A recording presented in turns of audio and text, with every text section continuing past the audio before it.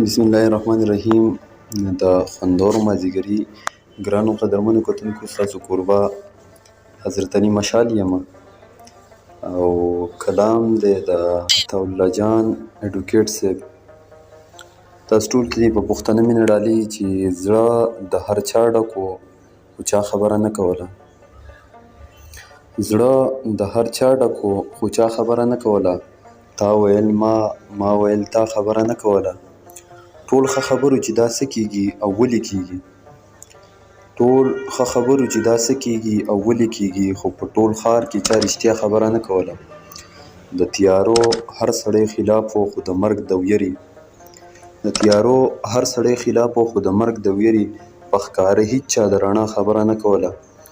ما چې به څه وي په دلیل او په ثبوت به مې وي، ما چې به څه وي په دلیل او په ثبوت به مې وي، یارانو ما لکه ملا خبره نه کوله.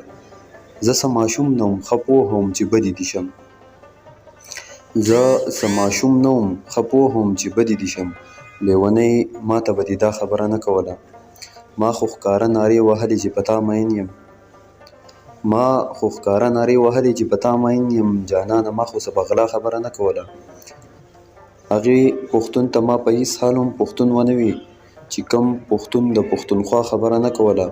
ما تل د خپل ولس او خپلې خاورې غم جړلی، ما د اما او د کما خبره نه کوله. جانه بس هر چا د ګلونو رنګینۍ ستایلې،